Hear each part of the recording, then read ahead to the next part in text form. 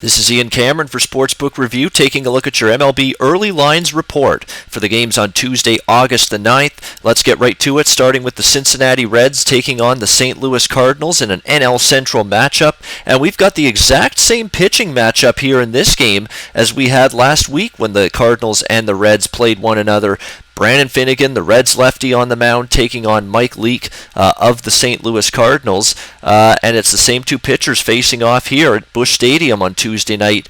And in this game, what's interesting to me is the fact that Brandon Finnegan somehow continues to pitch better than I think he is. I mean, he's actually off back-to-back starts where he hasn't allowed a run and was fantastic against the Cardinals last week in Cincinnati, but I just don't know if he has what it takes to keep this up, especially with a St. Louis lineup that, they do have a lot of good, solid professional hitters in that lineup. Matt Holliday, Molina, Stephen Piscotty. I mean, there's a lot of quality hitters still in that lineup that I think should be able to make adjustments.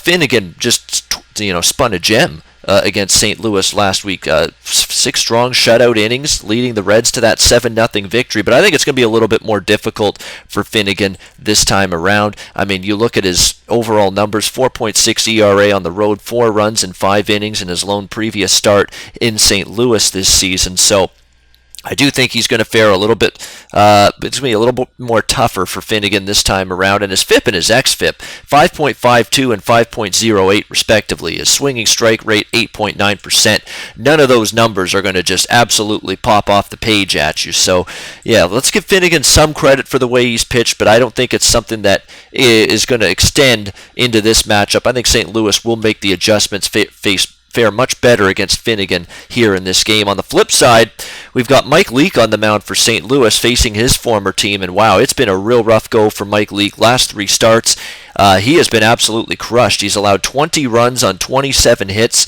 in his last 16 innings of work, and his former team has not treated Mike Leake very kindly this season. He's faced the Reds twice, and he's given up 13 runs on 18 hits and just 11.1 innings against the Reds in 2 starts facing them this year. So I think the Reds lineups, which has had a lot of success so far this season against Mike Leake, it can carry over here. Both bullpens not trustworthy. We know the Cincinnati bullpen struggled all year, but the concern for me is that St. Louis's bullpen has really had a tough time of it in recent weeks and have been a little bit vulnerable, especially at the back end. We've seen Rosenthal, guys of that caliber, giving up runs at times. So should be able to get some runs late. Over 6-3-1, by the way, in Mike Leake's home starts this season here at Busch Stadium.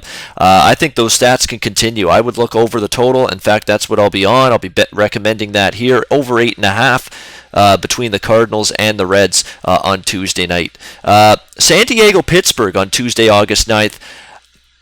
I understand that Luis Perdomo's not been very good for the San Diego Padres, and I know the Padres as a team have not been very good most of this season. That being said, I have a philosophical, I guess you could say, problem with laying upwards of -160 with the Pittsburgh Pirates right now. And let me explain why. This is a team that's 9-11 in 20 games since the All-Star break. Below 500. It's a team that traded off some veteran pieces, especially pitching and bullpen at the trade deadline. John Neese gone, Liriano gone, and also Mark Melanson, their former closer, all traded at the deadline, sort of sending a smoke signal to the team that, hey, we don't think we're going to be in this NL wildcard chase and playoff chase for the duration of the season.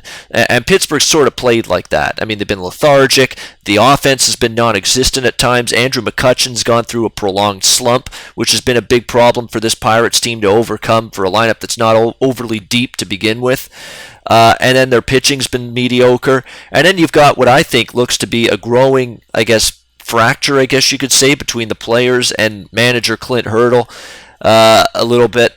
I think they like Clint Hurdle. I think Clint Hurdle's a guy players like playing for, but eventually when, struggles keep going like this to the extent they have for the Pirates, messages start to get tuned out a little bit. And Clint Hurdle has sort of been given a pass for some questionable managerial decisions in the past because the Pirates overcame them, winning games, got to the playoffs, yada yada.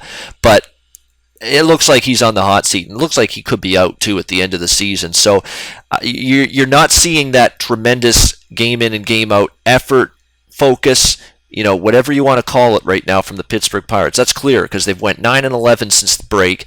And they haven't even played a dominant schedule since then. They've played Atlanta, they've played Milwaukee, they've played some really bad teams during this stretch, and they're still struggling to hit the 500 mark. So yeah, I'm not a big Perdomo fan, that's for sure. He's really struggled. He's actually been worse at Petco Park this season than he's been on the road. So he's been, marginally better on the road, but I don't know if that's enough to trust him here. What I will say is that I'd still lean to the underdog Padres here. I cannot lay this price with Pittsburgh right now. That's a team that it looks like they look like they're a bet against team moving forward the last 2 months of the season. I think they realize the writing's on the wall, not going to be in the postseason, may not have their manager back after this season.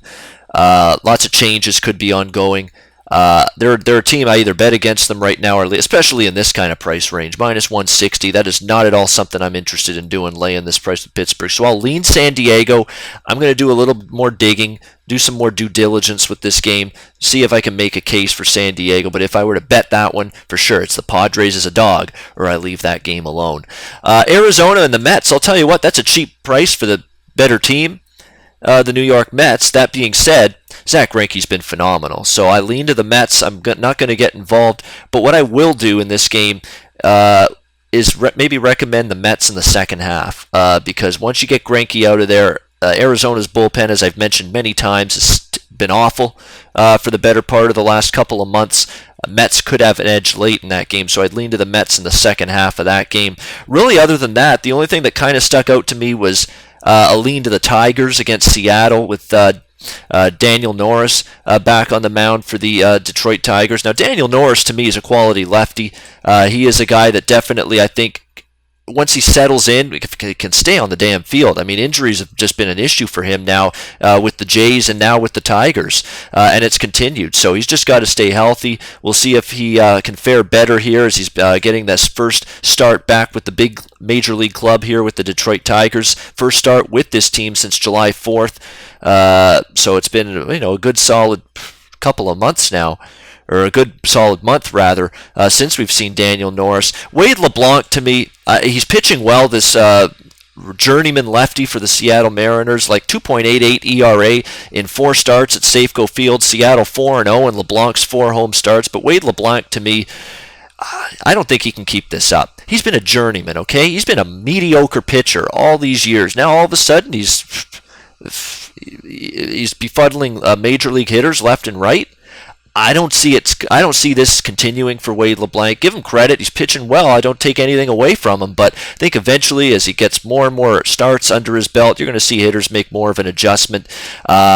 So, until I see evidence where he really starts to get smacked around, because let's be honest, he's been good. He's allowed 3 runs or less in 6 of his last 7 starts. He's been very good, but I think eventually the shoe is going to drop here for Wade LeBlanc, and you're going to start to see him regress a little bit. May happen here. I lean to Detroit here and Daniel Norris, and still might bet it, but I'm going to wait to see if Wade LeBlanc gets hammered. And then if I see him really get hammered in a start, then I might start going against him a little bit more aggressively. Right now, I'll lean to Detroit, but leave it in the lean category, at least for now. All right, that will wrap it up. That's my look at the MLB Early Lines Report for the games taking place on Tuesday, August 9th. I'm sports handicapper Ian Cameron.